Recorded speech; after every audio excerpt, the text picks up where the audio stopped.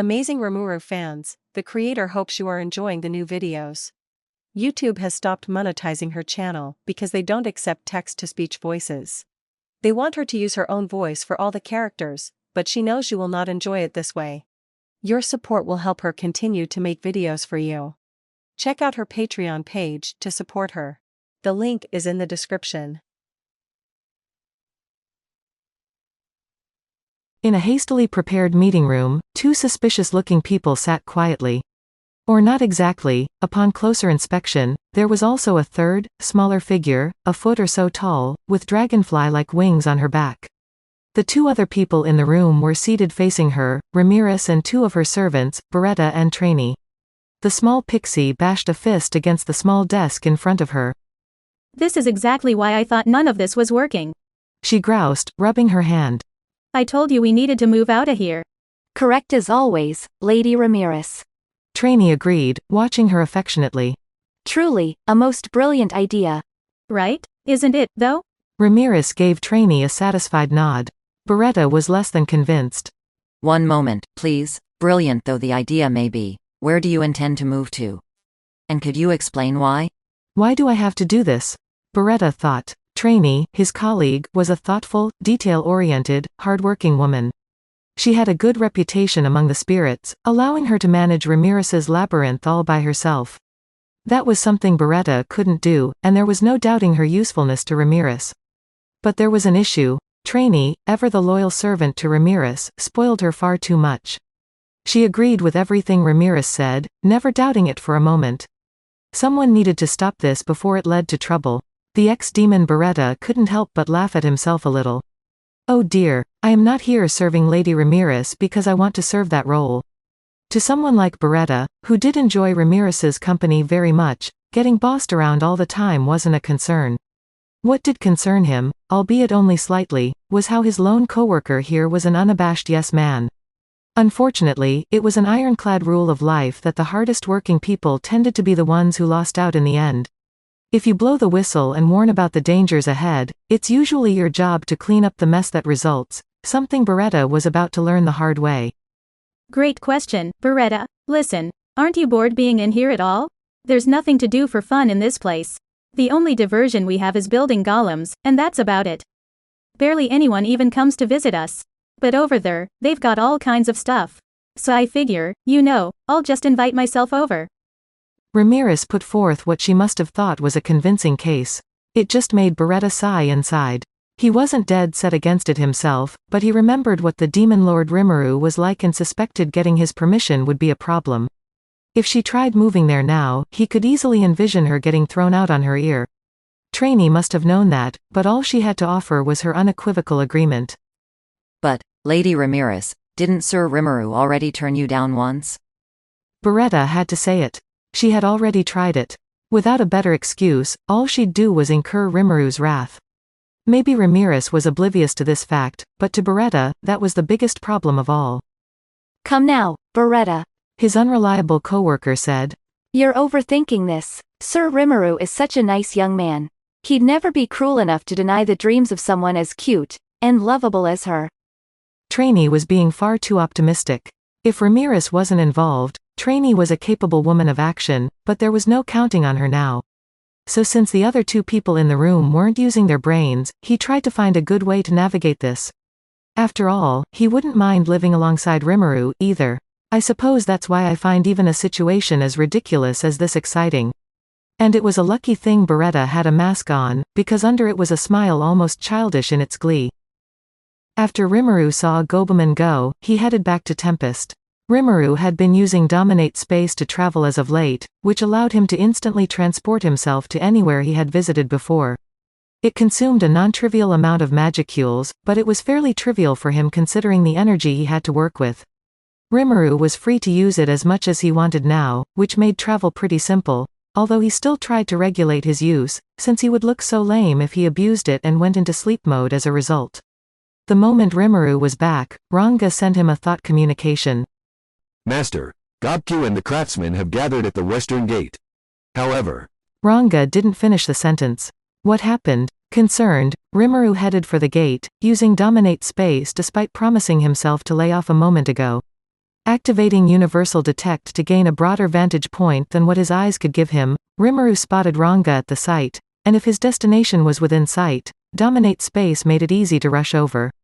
Just a matter of changing his coordinates, really. Really convenient, but kind of hard to use in battle, since it takes a little time to set off. He's always scared of leaving himself open like that. Besides, he's trying to conserve it. This, on the other hand, was an emergency, so Rimuru reappeared right next to Ranga. They were outside the west gate, and immediately Rimuru spotted Gobkyu arguing with someone. Universal Detect already told him who it was.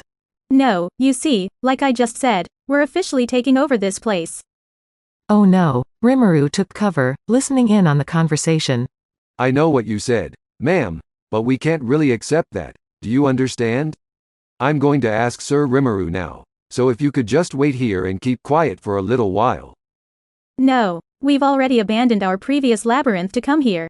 Are you going to kick out a poor, homeless woman with no place else to go? No ma'am, this area is officially the territory of the Demon Lord Rimuru, you see, so you will need to obtain his permission first. Can't sob story my way in. In that case, I'll have to resort to force. If you keep nitpicking every little thing, you know Beretta here isn't gonna take that lying down. Rimuru couldn't stand any more of it, so he sneaked up to the problem child in front of him and captured her in his hands. Taking a look at her, Rimuru confirmed it was Ramiris. What are you doing? Hey there, Rimuru, how's it going? Ramiris was avoiding eye contact, clearly understanding she was in big trouble. Whatever she was up to, the small hut behind them clearly had to do with it.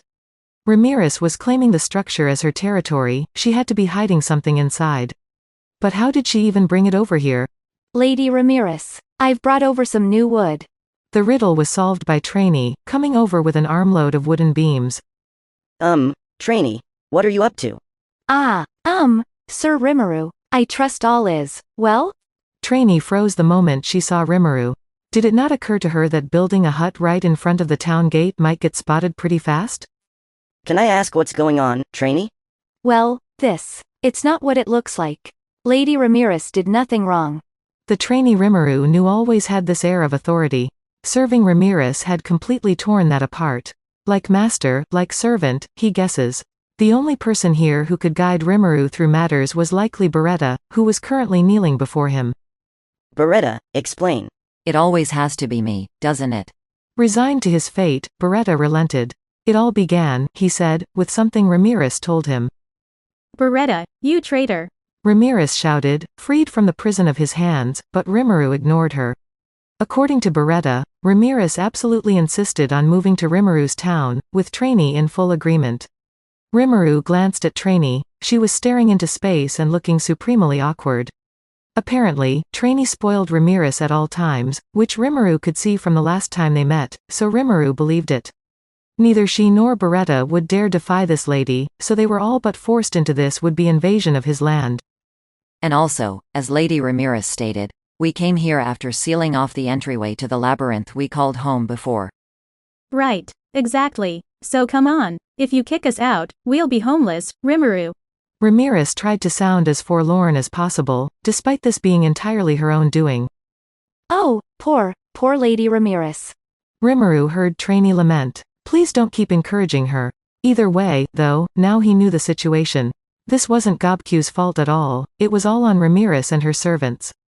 Sorry you went through that, Gobkyu.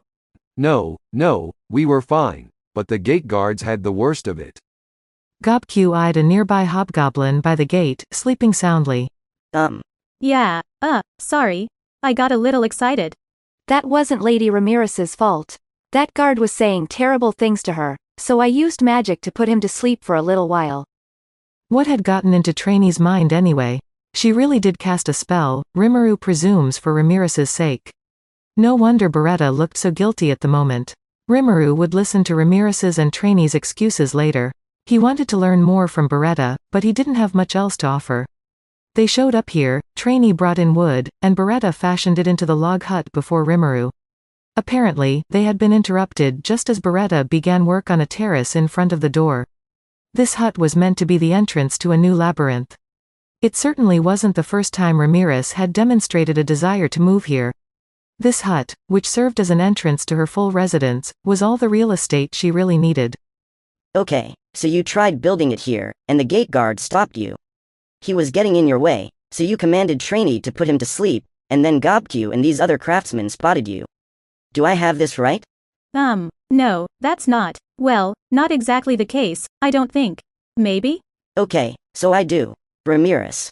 Ramiris must not know the meaning of the word no. She knew this was Rimuru's territory, as recognized by the other demon lords, and that what she did was tantamount to staging an invasion. If war broke out over this, she'd have nothing to whine about. But Rimuru paused a moment to think it over. Having this hut presented to him gave him an idea. Perhaps he should encourage this. Maybe give her permission to make a labyrinth here, even. His conversation with Mjolmile flashed before his eyes. They needed attractions that'd keep visitors coming again and again. These could be theaters, arenas, health spas, you name it, but Rimuru was still fishing around for other ideas. Do the same thing enough times, and you're bound to get bored. They wouldn't hold daily arena battles, he figured the tournaments would be more seasonal, maybe for a year. They could hold beginner-level matches daily, like with horse racing, but Rimuru didn't see that attracting the connoisseurs among the nobility. They'd mainly be appealing to mass audiences, or maybe the adventurers stopping by. That's it for this video, guys. If you haven't subscribed yet, please subscribe and click the bell notification icon so you will never miss the upcoming continuation of Tensura spoiler video series. Thank you for always watching my videos and supporting my channel. Shout out to the top 10 commenters on my previous video. Shout out to Michael, John Lester, Luke Devilox, Shubham Tiwari, Abhishek Dungdung, Autistic Lemur 420, Chu Gaming, Mihar Amith, Swarup Sagar, Zodi Light, Chad Vota, RJ Siriakilyo, Donald C. Stewart, Ender Squad 360, Antonio Vega, and last but not the least, shout out to Julie I. I'll see you guys in the next video.